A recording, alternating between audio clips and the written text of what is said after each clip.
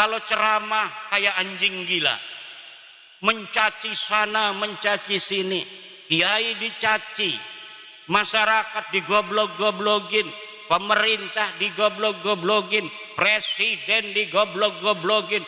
Di Indonesia mereka nyangkol-nyangkol juga kepada pahlawan-pahlawan Indonesia. Ada yang mengaku keturunan Hamengkubuwono, ada yang mengaku sebagai keturunan Sunan Giri.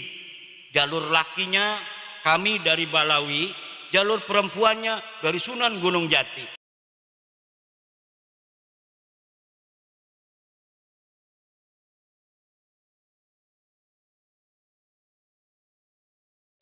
Makanya tidak heran hari ini yang menjadi pengurus PWI semuanya mantan-mantan kibin semua.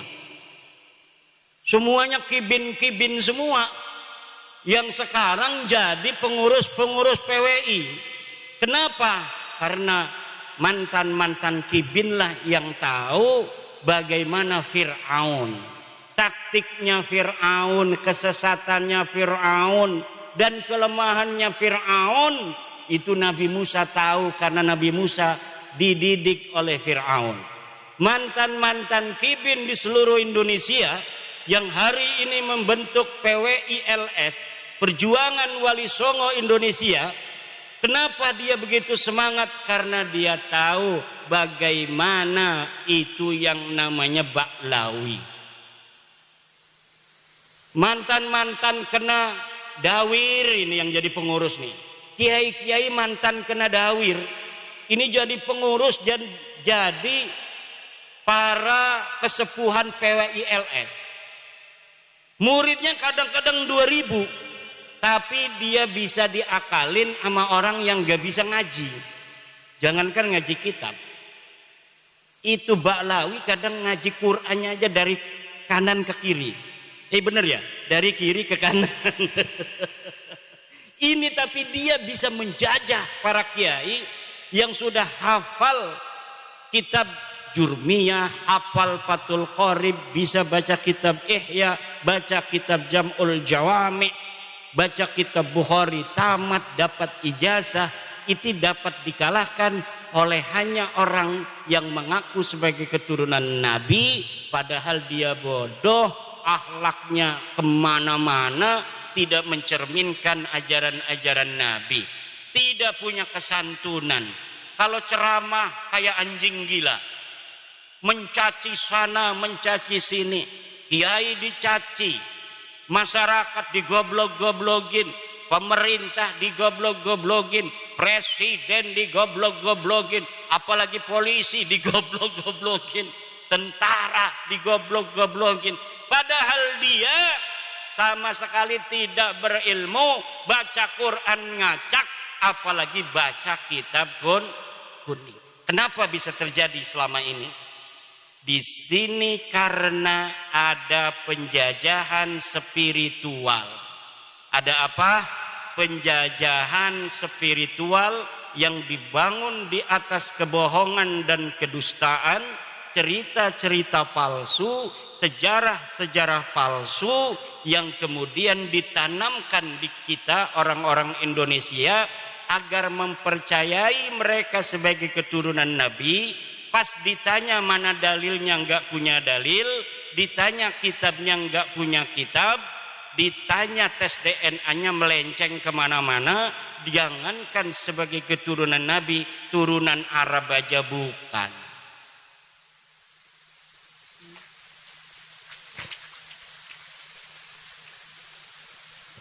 Ini tepuk tangan maksudnya Pak Kiai?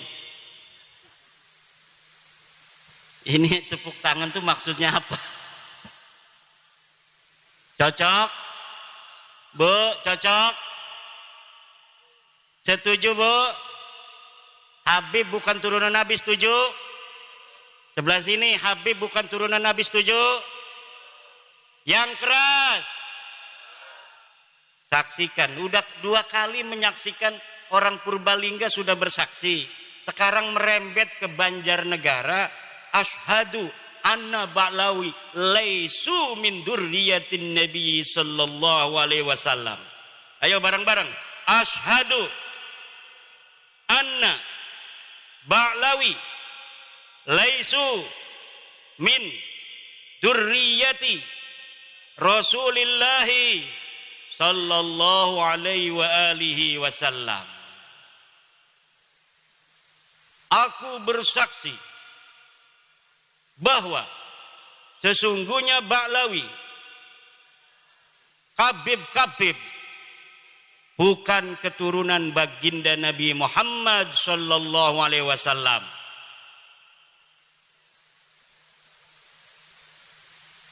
Dan ini bisa dipertanggungjawabkan secara ilmiah, zahiran wa batinan, dunia wa ukhra. Di dunia dan di akhirat. Kenapa? Karena ini berbasis metodologis, epistemologis yang jelas. Dari kitab nasab yang sudah ditulis para kiai, para ulama masa lalu. Dari mulai abad ketiga Hijriah sudah ada kitab nasab. Abad keempat Hijriah sudah ada kitab nasab. Keturunan Nabi semuanya itu dicatat, Bu. Rapi pencatatannya dari masa lalu. Tetapi tidak ada yang mengkonfirmasi leluhur Ba'lawi para Kabib ini yang ada di abad keempat Hijriah yang namanya Ubaidillah. Tidak ada satupun ahli nasab yang kitabnya sekarang bisa kita baca itu di internet.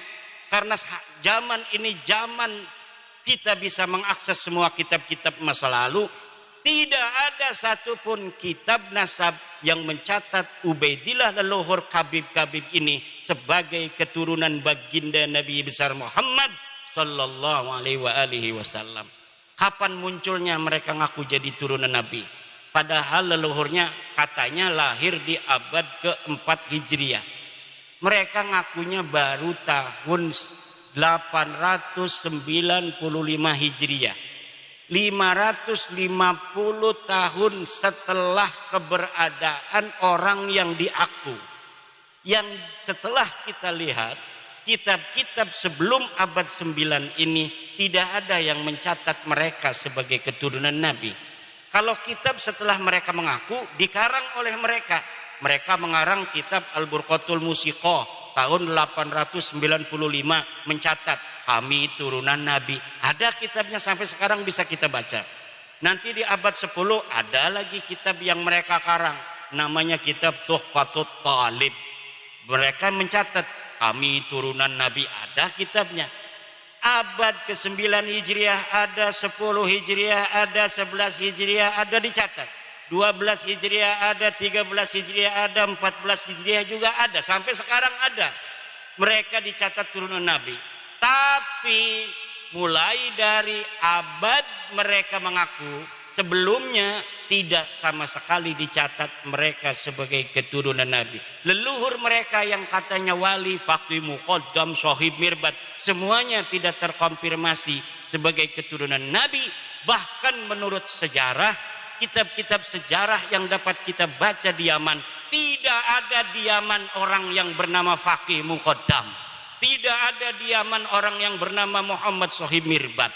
Tidak ada orang yang bernama Ubaid. Lalu mereka mencatat nama-nama itu berdasarkan apa? Berdasarkan menurut seorang peneliti dari Barat yang bernama Alexander Knies. Berdasarkan historical imajinatif. Yaitu sejarah imajiner yang ditulis berdasarkan khayalan semata. Allahu Akbar. Kenapa sekarang saya menggunakan salah satu pendapat dari orang Barat? Karena pendukung mereka namanya Rumel Abbas sekarang menggunakan orang Barat, menggunakan kiai dari Mesir. Saya bantah, Syekh Ali Jum'ah tidak bisa jawab, itu orang Mesir. Orang Iran namanya Mahdi Rojai bikin video bahwa dia mendukung Ba'lawi sebagai cucu Nabi. Saya bantah, tidak berani jawab, tidak berani diskusi dari Iran. Ulama Iran tidak berani melawan ulama dari Jawa, Indonesia.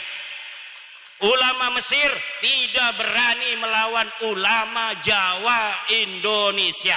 Ulama Yaman tidak berani melawan orang Jawa Indonesia.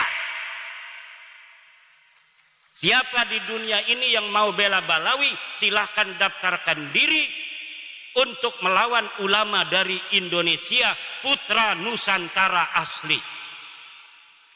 Gak bakal ada yang berani. Kenapa tidak ada yang berani? Gak ada dalilnya. Kenapa tidak ada dalilnya? Ya memang palsu. Kenapa palsu? Ya memang bukan turunan Nabi Muhammad. Kalau bukan turunan Nabi Muhammad, turunan Nabi siapa? Nabi Adam. Sama saya, sama kiai, sama polisi, turunan Nabi Adam semua. Ya udah, kita udah, kata saya, kita bukan benci ente, Bib. Bukan benci, cuma ente salah. Ente bukan turunan Nabi, jangan ngaku-ngaku turunan Nabi lagi. Ayo kita, nggak apa-apa kamu bukan orang sini, haplogrupnya beda dengan kita juga. Kita anggap saudara di Indonesia. Tapi jangan bodohin anak-anak Nusantara, jangan ngaku-ngaku cucu Nabi, minta-minta duit, keliling-keliling dawir.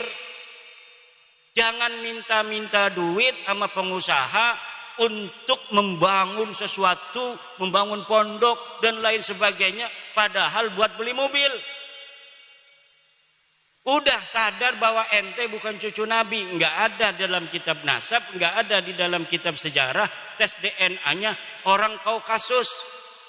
Haplogrupnya G. Haplogrup G itu orang Kaukasus, sekarang yang banyak itu di daerah Turki. Orang India di daerah Pakistan yang berbatasan dengan Afghanistan, suku Kalas. Ini Ba'lawi ini miripnya dengan orang suku Kalas di India, daratan India. Sekarang masuk ke Pakistan. Makanya wajahnya mirip wajah India. Dan siapa namanya itu, reporter dari Ba'lawi perempuan, Najwa Shihab, itu telah dites DNA 48% DNA-nya orang India. DNA-nya Najwa Shihab itu silakan lihat di Google, 48% orang India. Saya cari orang India yang garis lakinya itu haplogrup G, itu suku apa? Suku Kalas yang ada di India dan suku Paswan yang ada di India. Mereka mempunyai keunikan tersendiri. Jadi haplogrup G ini punya satu keunikan. Dulu ketika mereka masuk agama Yahudi di abad 10 Masehi, mereka mengaku keturunan Nabi Ishak yang ke-13. Ketika mereka ada di India, di Kalas, di dataran Pakistan sekarang, mereka mengaku keturunan Alexander Agung. Ketika ada di India beragama Hindu, mereka di suku Paswan mengaku sebagai keturunan daripada Dursusana. Ketika di Islam di Indonesia dan di Yaman, mereka mengaku sebagai keturunan baginda Nabi besar Muhammad sallallahu alaihi wasallam. Kayaknya haplogrup G ini kalau dia agama Kristen ngaku sebagai anaknya Yesus Kristus. Untung Nabi Isa enggak punya istri, enggak punya anak. Kalau Nabi Isa itu diriwayatkan punya anak, mereka banyak yang akan masuk Kristen mengaku sebagai keturunan Yesus Kristus. Sayangnya Yesus enggak punya anak. Di Indonesia mereka nyangkol-nyangkol juga kepada pahlawan-pahlawan Indonesia. Ada yang mengaku keturunan Hamengkubuwono.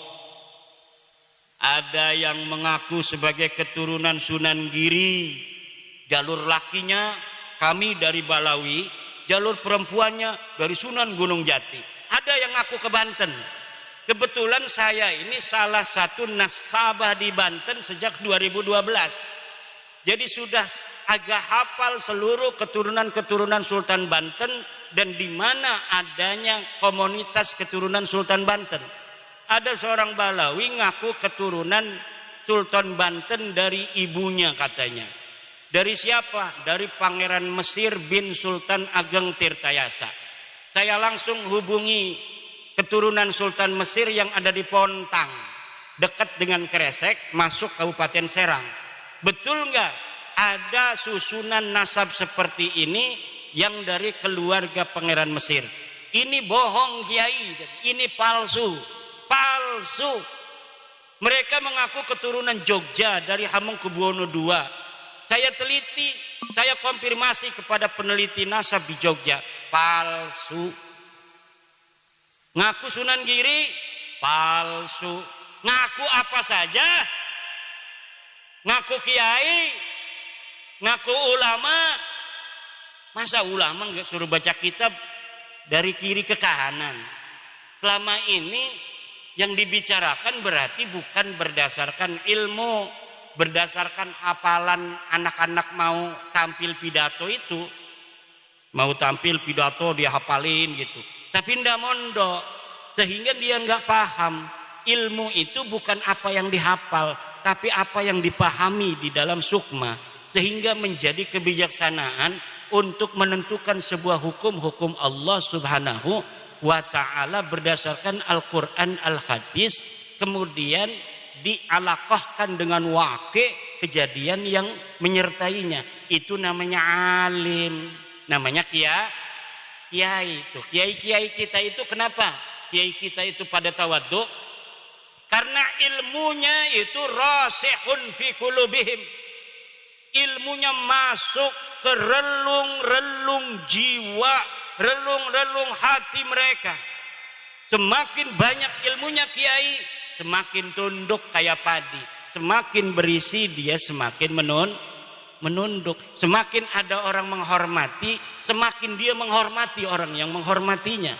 Ini akhlak bangsa kita, bangsa Nusantara.